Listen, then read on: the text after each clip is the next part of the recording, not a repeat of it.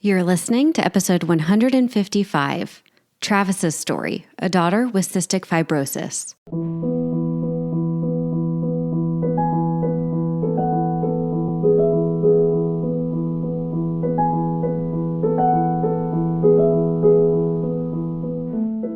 Hello, my friends. Welcome to Child Life on Call. This podcast is a safe place for parents to share their stories about what it's like to have a child that has a medical experience, diagnosis, disease, and or everything in between. We know there's power in sharing stories, and that power multiplies when you can listen to other parents who have walked a similar path to yours. Giving and getting advice is great, but hearing how another parent navigates the complexities and nuances of healthcare is even better. As a child life specialist, my role is to support, validate, and provide emotionally safe spaces for kids and their families, and I am so honored to be on this journey with you. In addition to parent stories, we sprinkle in some expert episodes every now and again that have content for both parents and professionals in the field of healthcare, all with the mission to empower parents to be confident advocates and partners with the care team during healthcare experiences. We're so glad you're here. Hello, my friends. I'm so honored that you're joining us today. We have another dad on the podcast, which I'm pretty proud of the past track record that we've had over the past few months in a podcast that has mostly been mom sharing. Dads are coming forward. We had Gavin and Cindy's story. We have Ryan's story coming up. We had swaps last month. We had NICU dad Alex. And today I get to introduce you to Travis. Travis's daughter was and has cystic fibrosis.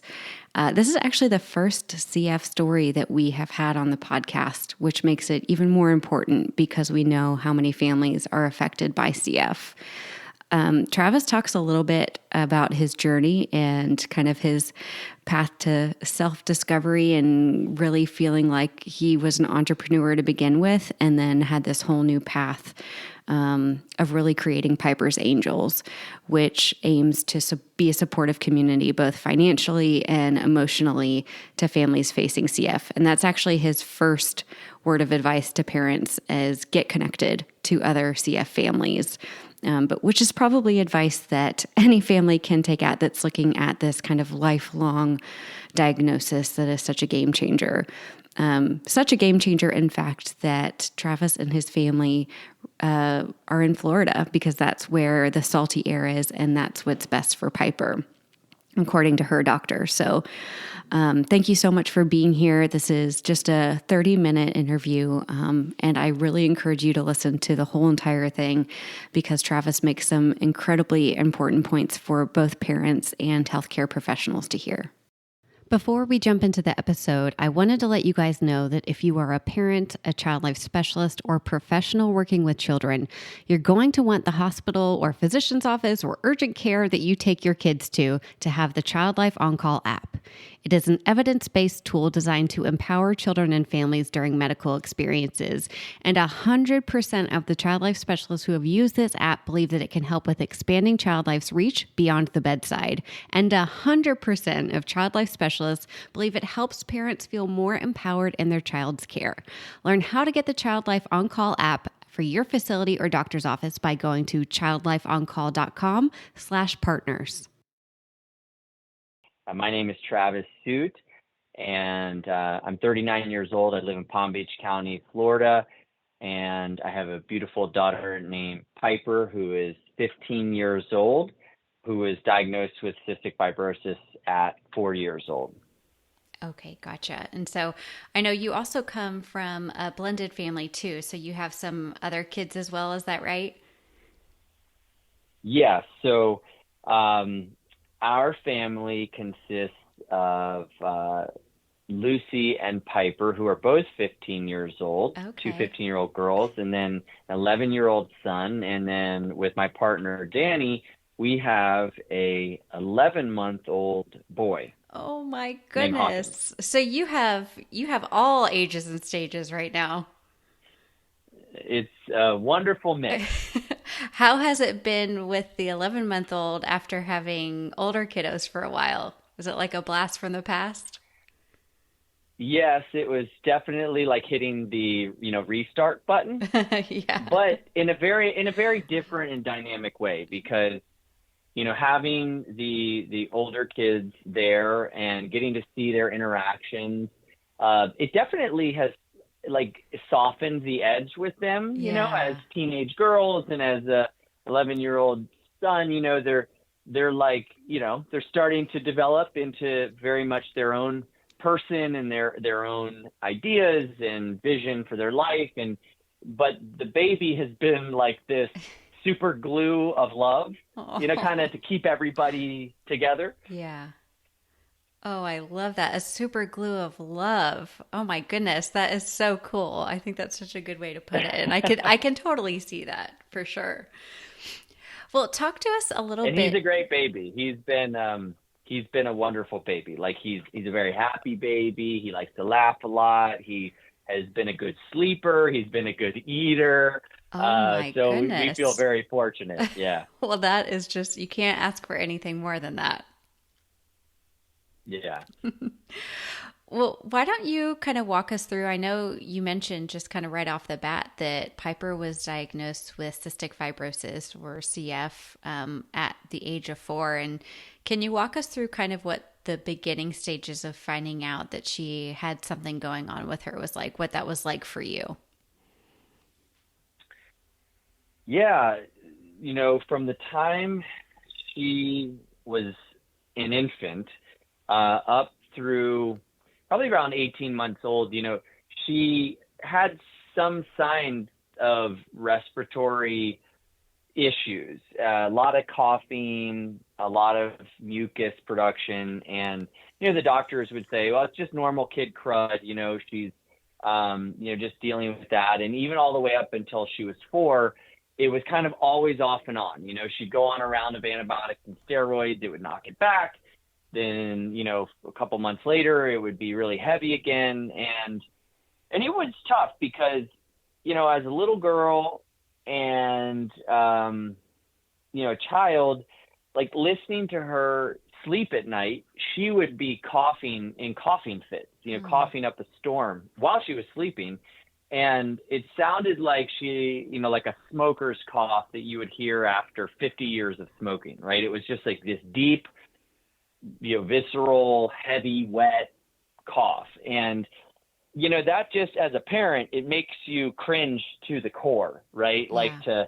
to hear that. I mean, it's almost somewhat torturous to be sleeping in another room while hearing, your child dealing with that in the other room. And so, the diagnosis came after a checkup with her doctor. He said, look, I think she needs a chest x-ray. They did a chest x-ray, determined that she had a walking pneumonia. And, he said, look, it's not normal for a little girl at 4 years old to be developing these conditions. I think there must be something more going on. Mm. And he suggested, we get a bunch of tests done. And one of those was cystic fibrosis.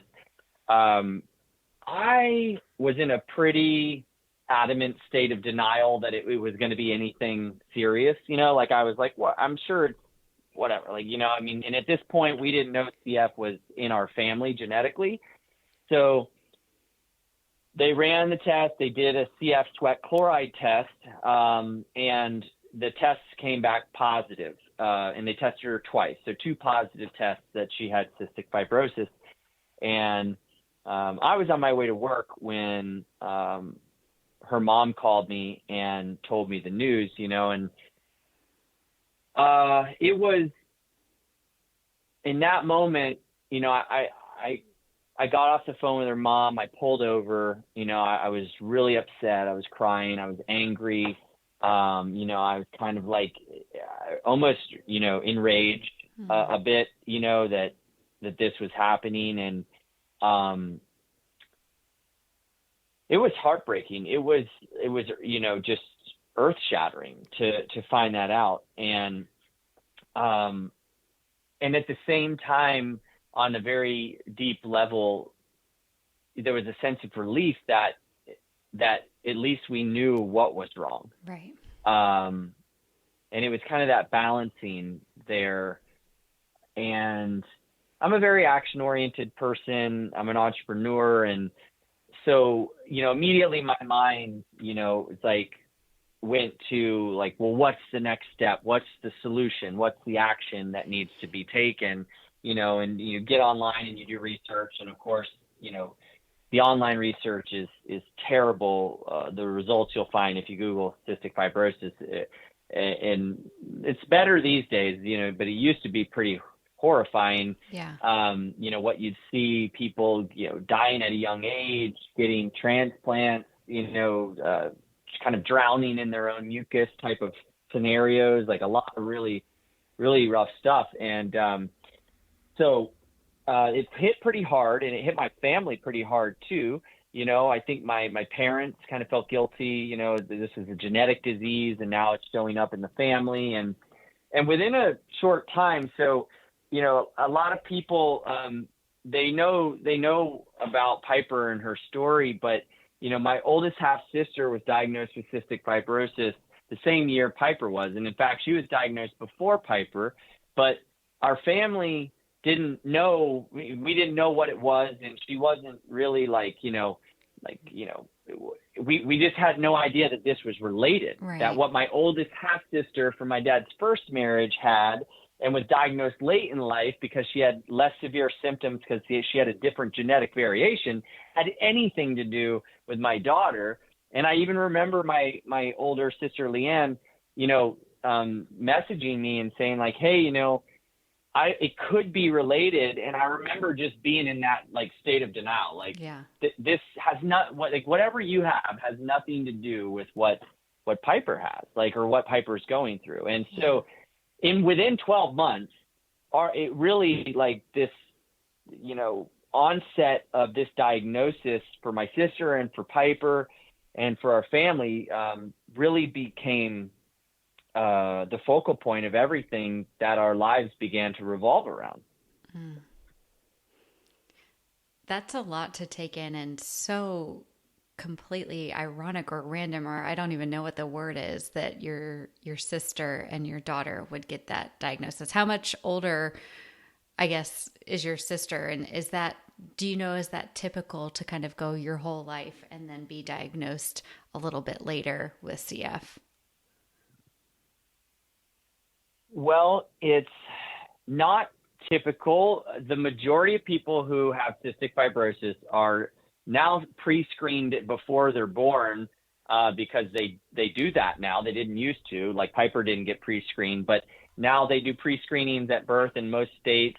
A lot of people are diagnosed within the first 12 months of life as an infant. But what we're learning is that there are thousands of genetic variations of cystic fibrosis.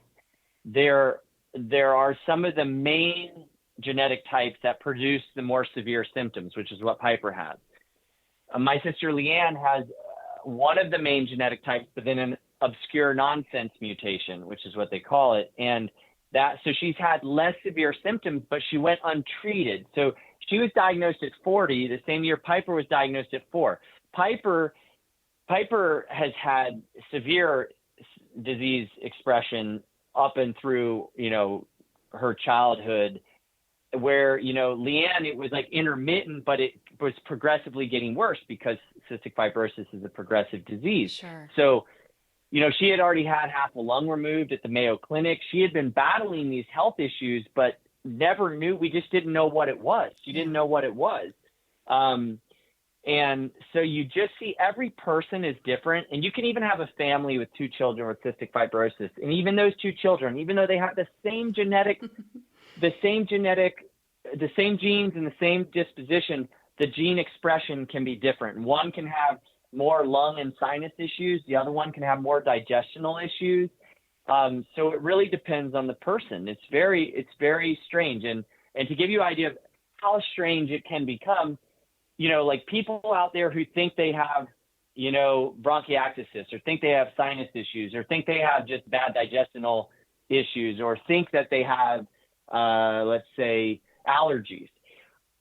Any of those are symptoms of cystic fibrosis, and they could just have a very mild to moderate form of cystic fibrosis and they don't know it. In the example I'll share with you, which is kind of what makes our family story so strange, is that a couple years after Piper and Leanne were diagnosed, my sister, my full-blooded sister from my mom and my dad's second marriage, Nikki, when she was pregnant, she got sick and she got tested, and it come to find out that she had 2 CF genes. And then eventually I got tested and I had the 2 same CF genes that she had, but those are different. We have a different gene expression than Piper and Leanne because we all had different moms, but it's the same paternal gene. So there's 4 of us in one family that have cystic fibrosis, but my symptoms, I have very light mucus production, very light digestive disturbances, and that's it. I've been healthy, athletic my whole life. I mean, most people would say I'm in pristine health, yet I have some symptoms, but they're extremely light. If it wasn't for Piper and my sister Leanne, I would have never known that on paper, genetically, I have cystic fibrosis. And there are thousands of people out there who have CF and don't realize that they have it. That's so interesting. And, you know, I'm hearing kind of what you're saying about, it's so evident that you're one of those like go-getters, find the answer to the problem, entrepreneur type. I feel like I can just hear it kind of come through your voice that you're really good at investigating and getting curious and finding out what's going on. How has that part of your personality shaped how you were a father to her? In a big way, because after her diagnosis, you know, I really wanted to learn as much as possible, but I was being introduced to people, you know, hey, go talk to this other father. He has a daughter with cystic fibrosis. So I'd go and have that conversation. Hey, go meet this person, you know, and it was like, oh, you know, and each time I had one of those meetings, it would just open my mind to so much, and I would learn so much. And I felt like that was really coaching me on how to be a better dad for Piper. So it's just like as many people as I could meet, as much as I could learn. And then I was introduced into the CF community through the National Cystic Fibrosis Foundation. And, you know, when they learned about, you know, Piper and I, they invited me out to one of their events, and I got to see and feel the experience of like community, you know, and it was like, oh my gosh, you know, it really does make you feel so much better when you're going through something and you feel so vulnerable that there's all these people, you know, who care. Yeah. And that was, you know, really like this immersion into the community taught me so much. And that was before I ever understood definitively what advocacy was. That was my introduction to it. But I didn't realize that's what was happening, was I was learning how to advocate, you know, and learning how to embody advocacy. And so, you know, that was kind of the beginning of that. And ultimately, you know, as Piper grew up, you know, she had recurring lung infections, but it wasn't until she was 8 years old that did she get really, really even, you know, more sick. And when she was 8, she was in the hospital for long periods of time, you know, up to 6 weeks at a time. She ended up getting a long-term feeding tube that was in for 2 years because she was so underweight, and weight supports lung function. She was in extreme pain, pleuritic chest pain, where the inflammation in the lungs was, you know, where that inflammation in the sensitive tissue touches the ribs and other places, it causes extreme acute pain. She got a port for long-term at-home antibiotics and steroids. So, you know, that was really the turning point for me personally, where everything I had been doing in life up until that point really became futile. You know, like entrepreneurially, it was really hard for me to pour the same amount of energy and passion into devoting myself to these other projects and ventures and things, where it was like all I could think about was Piper. Yeah. All I could think about was what's next. How can I help more? What can we do? And then as I got to meet these families, and as I went through that process, and we as a family went through that process of balancing schedules and time, trying to be there with Piper in the hospital, the expenses outside of the medical expenses, which mostly were covered, thank goodness, through, the government and through these, programs that are there for children with terminal illnesses. Outside of that, the financial burden of managing all of that, the time, the logistics, the psychological and emotional roller coaster of having a sick child with a chronic illness, it all just was like so heavy. And it really, I think, created kind of this pressure in my life where I felt like I was at a crossroads. It was like, what do I do? And I had some really great mentors around me at the time.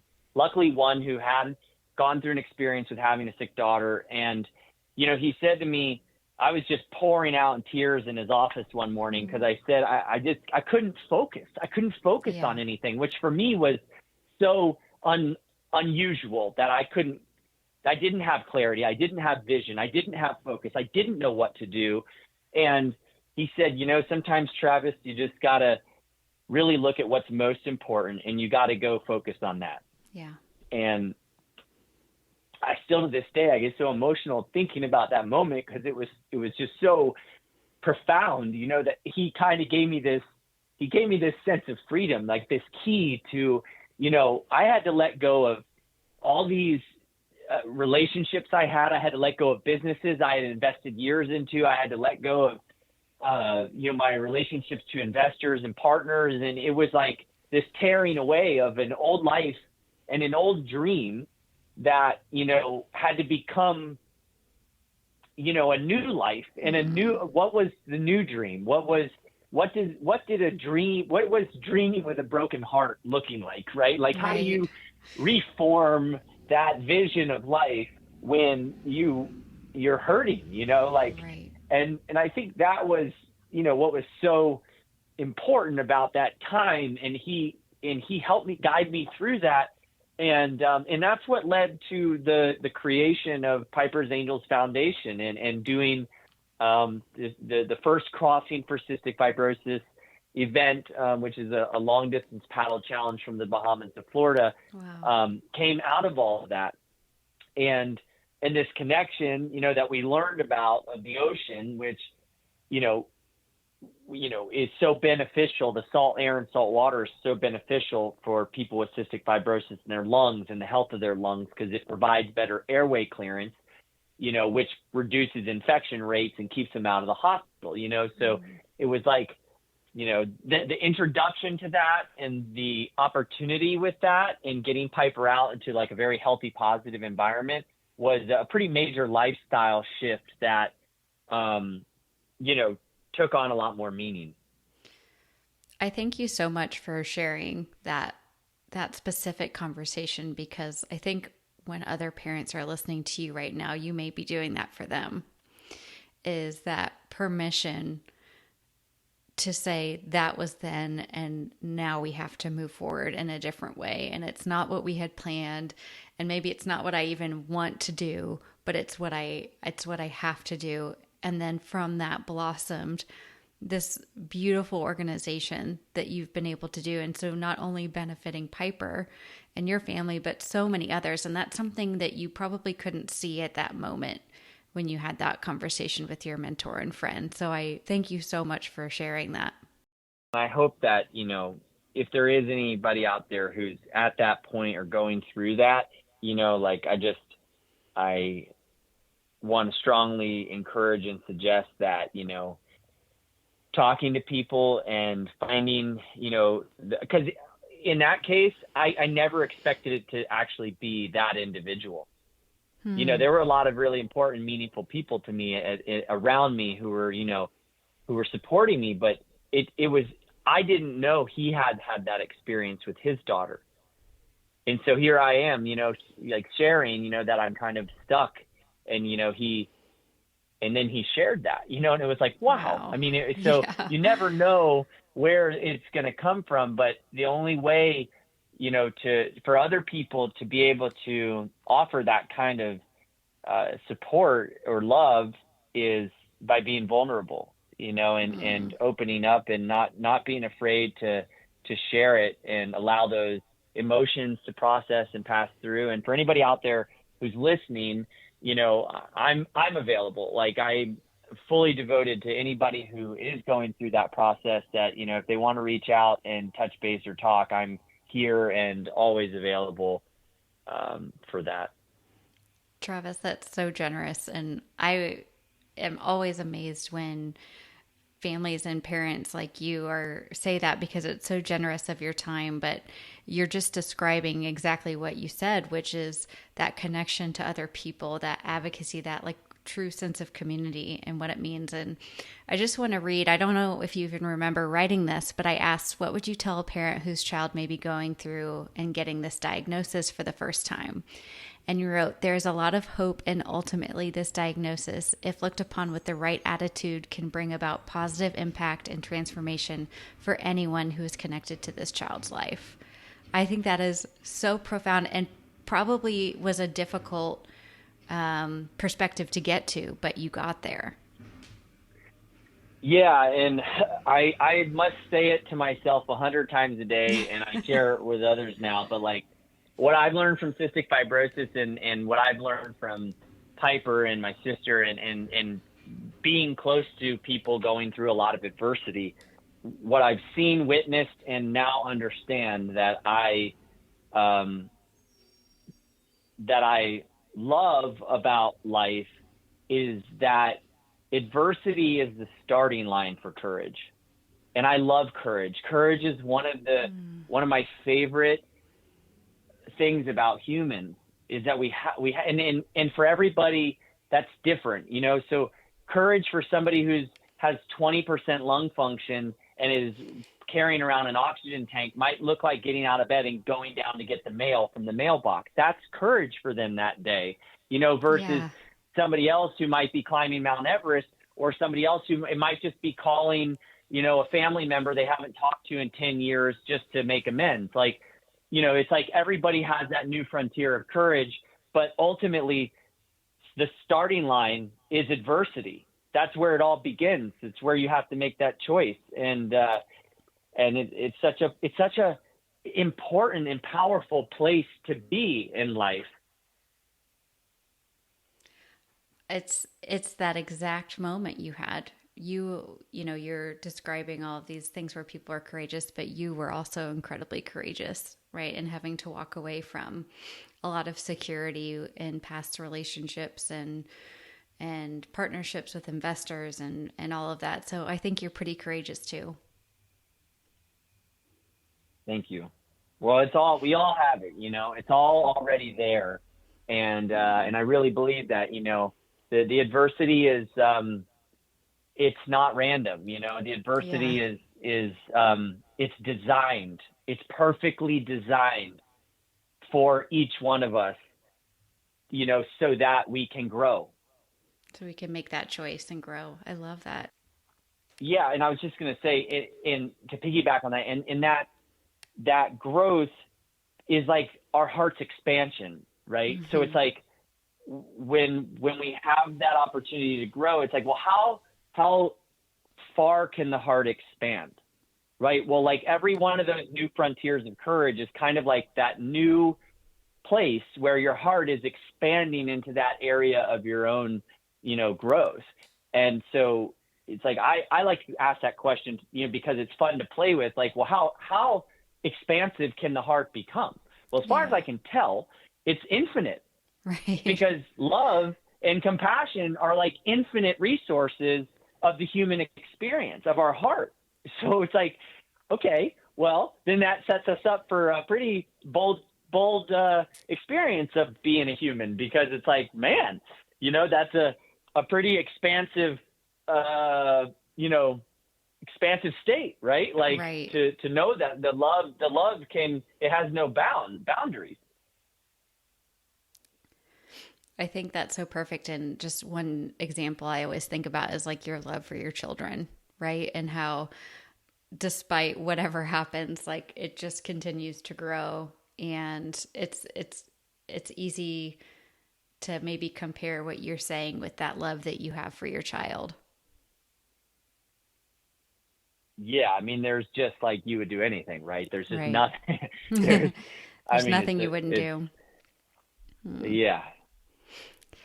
I'd love to learn a little bit more about Piper's Angels and how people can get connected with your group and what your mission is. So our mission at Piper's Angels is to support and empower families in the cystic fibrosis community, and that has developed into providing innovative and holistic approaches to healing and to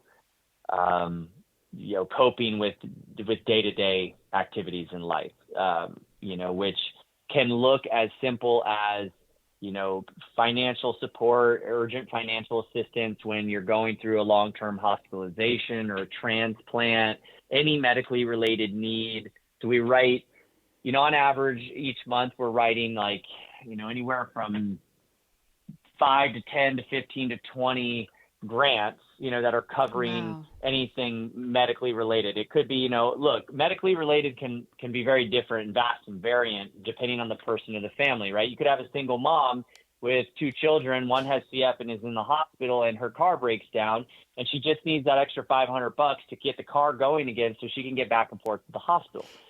That's medically related. That Right. child needs that mom in the hospital. Medically related could look like different equipment that supports their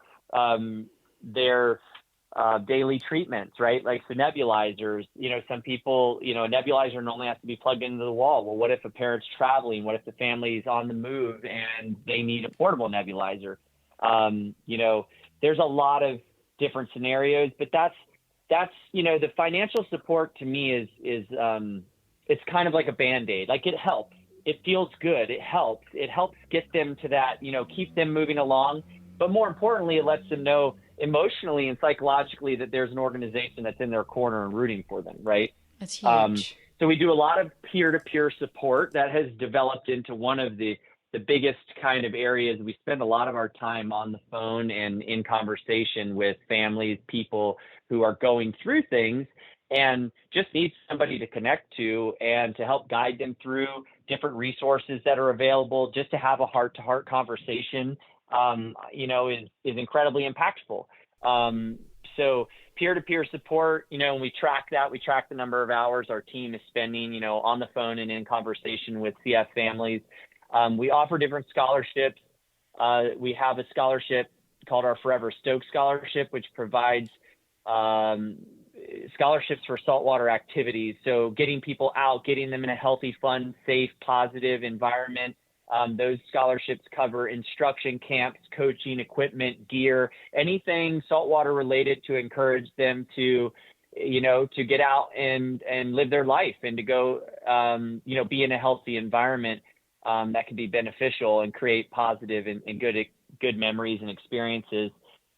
We teach mindfulness and meditation through our program called Unmasking Mindfulness online. So we have typically a spring, summer, and fall cohort that'll have, let's say 6 to 8 participants that are doing an 8-week course that's teaching them the basics of mindfulness and meditation. And that is because when you have a progressive disease like cystic fibrosis, there's a lot of anxiety and stress. There's a lot of mental health issues that arise from, procedural anxiety, existential distress, like things that people just are trying to deal with.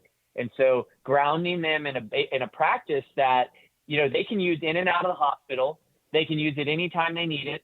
It quiets their mind. It gets them into a place where they can feel connected to their heart if they're feeling overwhelmed.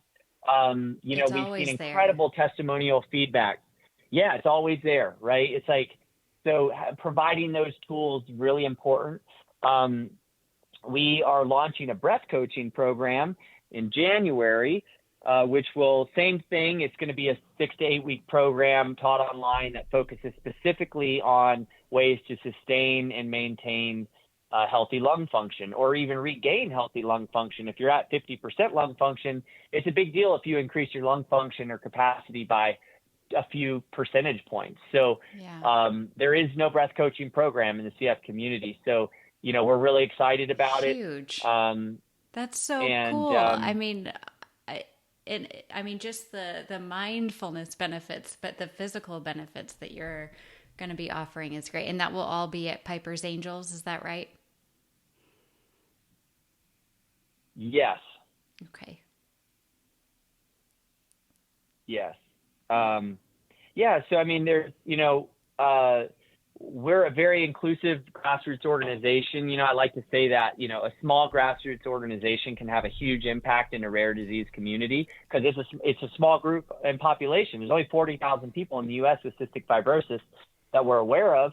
So we're not talking about a huge population. So really, every volunteer, every dollar does make a big impact. And, we have a lot of volunteer opportunities. We have a big annual challenge, where people can sign up to paddle from the Bahamas to Florida, 80 miles of open ocean, and you can do it as a relay team or as a solo paddler. We have captains and crew and people who get involved. We have nonprofits who participate, and we do a fundraising split with their teams. So we're very active. I'd say we're very hyperactive. We're very hyper responsive to the needs of the community, and we try to act that way. And that's kind of part of the entrepreneurial nature of who we are. I love that. Well, it's such a dynamic impact too. It's not just one section, but you're doing so much to help so many. And if people want to follow along with you or share with us the Piper's Angels site, that would be great, so people can stay connected. Yeah, pipersangels.org or Piper's Angels on Instagram and Facebook, or Crossing for CF. We're very active on our Instagram and social media pages. And if anybody ever has any questions, they can reach out to me directly, and I'd be happy to, have those conversations with anybody if they're going through something and facing that adversity and just needing somebody to have a conversation with. Awesome. Well, thank you so much, Travis. You're so generous with your time and your stories, and I'm so grateful that we were able to share a little bit about you and Piper's Angels today. So I really appreciate your time. Oh, thank you so much. This is how organizations like ours grow. We don't have a huge marketing budget, so having the support of media and outlets and podcasts like yours is so important. And thank you for what you're doing, because it's a way to lift voices up that need to be heard, and to provide a platform for advocacy that often is not unsupported. Man, well, I just feel like the luckiest person in the world to be able to do that and meet people like you. So thank you for saying that. Yeah, absolutely. Thank you. Thank you so much for joining us on the Child Life On Call podcast. The only reason this podcast keeps on going is because of you and listeners like you. So please join in on the conversation with us on Instagram, Facebook. I'm even on TikTok now, y'all, making a fool of myself. I haven't danced yet, but maybe it's coming. You can find us at Child Life On Call. We also have a website, and that has all of our information about the Child Life Circle, about the Child Life On Call app, and a blog with new information all the time. That's childlifeoncall.com. Thank you again from the bottom of my heart for listening to these episodes and being a part of this community. We are so grateful and so honored to be able to provide this for you.